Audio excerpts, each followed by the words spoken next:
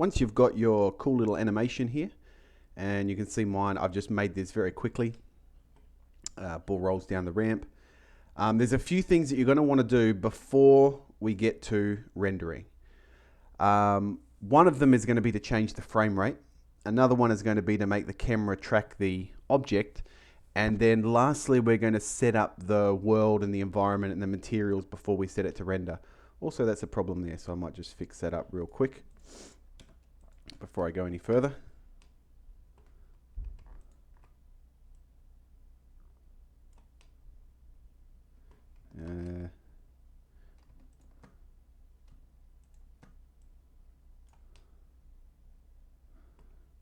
That'll do, I think. And I might just make that ball a little bit smaller. Okay, so to set up the materials, we'll set that up in a minute. We'll set up the camera first. So to set up the camera, if we right click on the camera and then hold shift and right click on the ball, we've got these two objects selected. Push Control T and select track to constraint.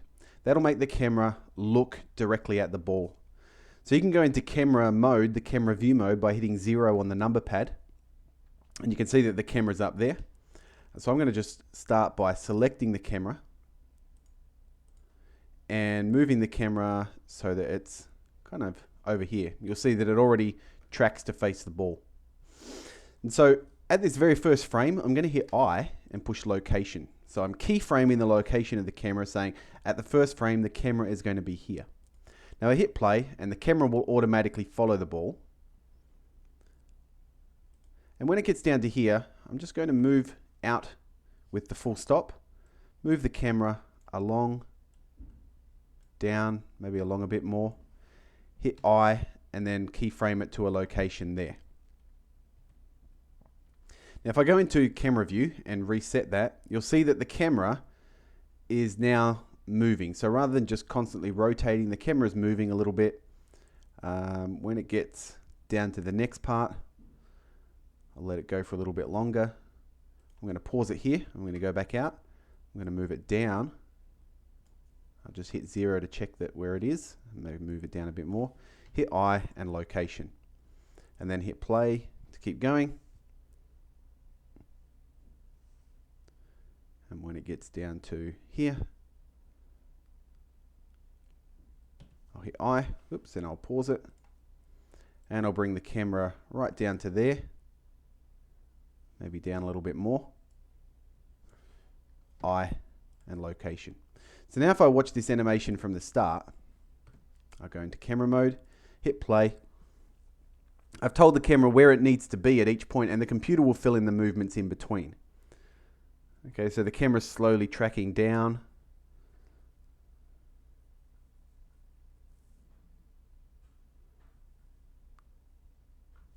And I can see that. You can see the camera's moving down rather than just rotating to look at the ball. And we get down to here, and then it just tracks the ball all the way down and it just keeps going. So I might stop this animation at 700. That's where mine stops. Yours is going to go for that amount of time, 1500 frames. What I'm going to do here is I've set the camera up. Now you might, depending on the complexity of yours, it'll probably take longer because mine was essentially just moving down. We're going to go to the camera view over here and change the frame rate to 60 frames per second. It'll look a lot smoother. I'm not sure if this is capturing at 60 frames per second, probably not. It'll look a lot smoother, the animation will travel faster, it'll just look a lot more realistic rather than the 50 frames or whatever we've seen so far. Not 50 frames, 24 frames. So we're going to change that to 60 frames per second down here. Go out of here, we're going to set up the materials now. So to set up the materials, it is probably best to go into material view and right click the object you want to set the material of. So for this object here, I'm going to go to the materials panel. It's this little one up the top here. And I'm going to change the diffuse color. So I'm going to give it a different color. Doesn't seem to do anything.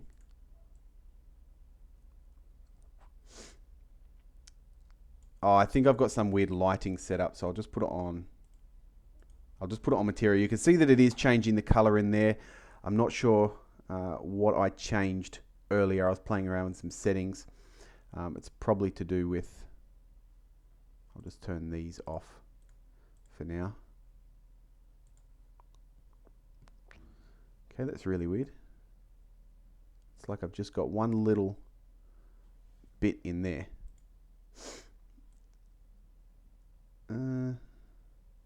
Or is that the light? Am I changing the light? No, I'm changing that whole object. Okay, that's really bizarre. It's like it's reflecting inside. Okay, well, I'll just do it on the ball. Oh, I'll delete that material. So hit minus, get rid of that material. Go new. There we go. Okay. So I'm going to change this material. I'm going to make it like a greeny color for now. And say I want to change the color of this ramp, but it's actually part of the object. What I can do is add a new material. So plus here, add a new material here, change the color, so I'll make it blue. And then go into edit mode, and I'll select the faces that I want to change the color of. Now that face shouldn't be dark like that, but it's because the light is below. So I'm just going to select the faces that I want to change the color of. Maybe just these outside faces here.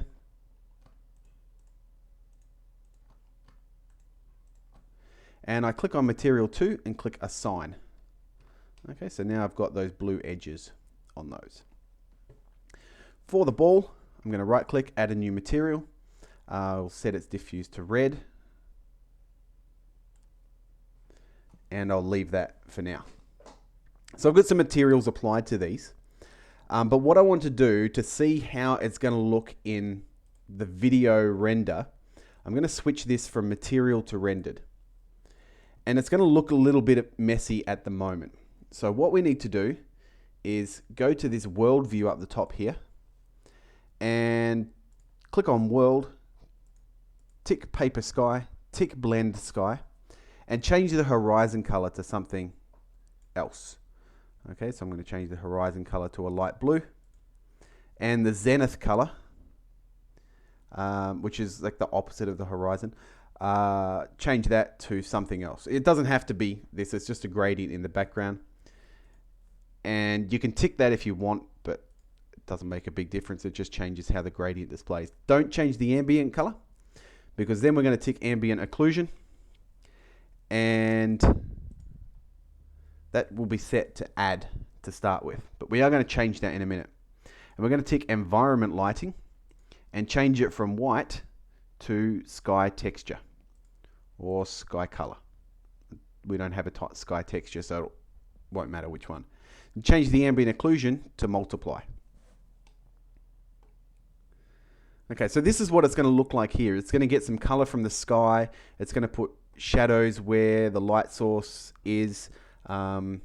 If we delete that light source or turn it off up here, so there is a lamp up here and we can turn it off in the render mode. That's what it will look like. So if we turn it back on, it comes on. We'll keep our light source for now. And I'm noticing that that's kind of not too great. Now, it's not a good idea to work in this render mode because it does take a little bit of time to render each image out. And you definitely won't be able to view animations. But what we can do is we can make modifications to different materials in here. So if I select this sphere and go to the material and turn its specularity color to a different color, so if I turn it to green, you'll see the reflection on here. If I zoom in on it, it will now reflect green. I might just add a subsurface modifier to this one so it has more detail. Okay, so that's a bit better there. And see, it's got green reflection now. I probably just want to keep that as white though. But you can turn the intensity up. Is it going to have like a massive amount of reflection or zero reflection? And different types of reflection. A toon reflection will look pretty ugly. Whereas some of these other reflections, this makes it look a lot more plastic. The Phong reflection or the Cook Tor reflection are probably what you want to go with. You can change the hardness of it. You can play around with these settings down here. You can change how intense that color is in there and how it's actually applied. So tune is weird. You don't want to use that. It doesn't really matter which one of those you use, except don't use tune. You can make it emit a certain amount of light, although I don't recommend putting that on because even the tiniest bit adds heaps. And there's some other stuff down the bottom here. Is it going to be reflective? So I can turn this on and it will reflect the world around it. So that's quite cool. I might actually leave that on there. So I've got like a metal ball. There's some other things here, subsurface scattering, which will change light, but we don't need that. Actually, don't put that on at all. It'll just take longer to render and it won't do anything for you. Options. Oops, I do not want it to be a sky. Okay, so there's some other things down here, but you don't need to worry too much about that. Shadow, will it receive shadows? Will it cast shadows? Generally, you just want to leave this at the default. Okay, so for anything, we can do that. So I've selected this now, and I could make this mirror. So I could turn this up, and then this thing here will reflect. Have I selected that object? I have, and it's not working.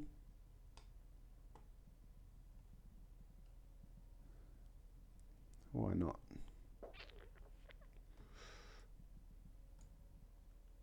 Oh, it worked earlier. I might have selected the wrong object. Yeah, I'm not sure why it's not reflecting. I'll just turn the mirror off. Oh no, I've selected that material. This material here, which I'm going to turn the specularity of it down quite a bit. And this material is the one I want to make reflective. So I'll turn that on. Turn the reflectivity of it up. You can see it's reflecting the ball in the back. It's reflecting these bits here. I don't really like that blue along there, but I'm going to leave it on there for now. Okay, so with that set up, and I've got my bit set up, I could go back into material mode. I could add a few more light sources if I wanted to, just to give it some different effects. So I'll light it up there. Go back into render mode, see what they do. You see I've got some different light sources now. And you can play around with those light sources. Okay, so I can turn this into the sun. That's made a lot of mess there, so I won't worry about that. But you can change the color of the light. So let's have some hot pink light up the top here. If I select lamp 1, let's change that to hot pink. How bright is it going to be, etc. I'll play around with those settings. There's lots of things I can do in there. I'll leave it at that for now. And we want to have indirect lighting enabled. Oh, it doesn't matter. It's not going to work. I think that's all we need. Mist. No, we don't want that. Okay, so now that I've got this set up, I'm going to set it up for a render.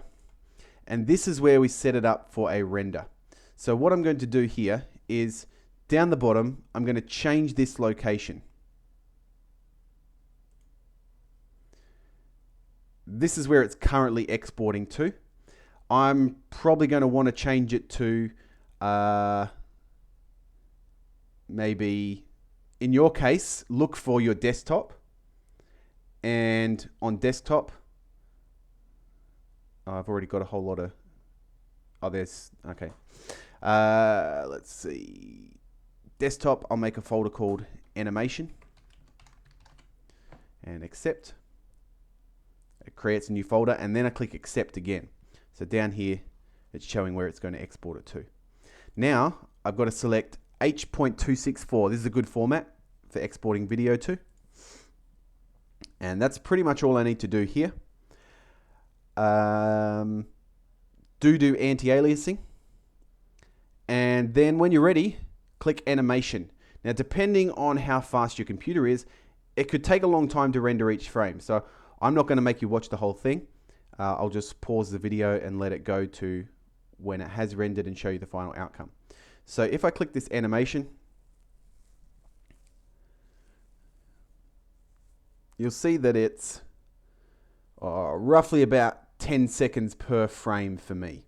But that's because I've got a lot of things on, the reflection, all that stuff. If you want it to go faster, turn those off. Now, I'm not going to watch it render each frame because it'll go quicker if I don't. I'll just leave it in solid mode. And it'll go through. You can see at the top here. And it's got 700 frames to render. When it's done, it'll be in that location. So I will just pause the video here and then show you the final outcome when I'm done.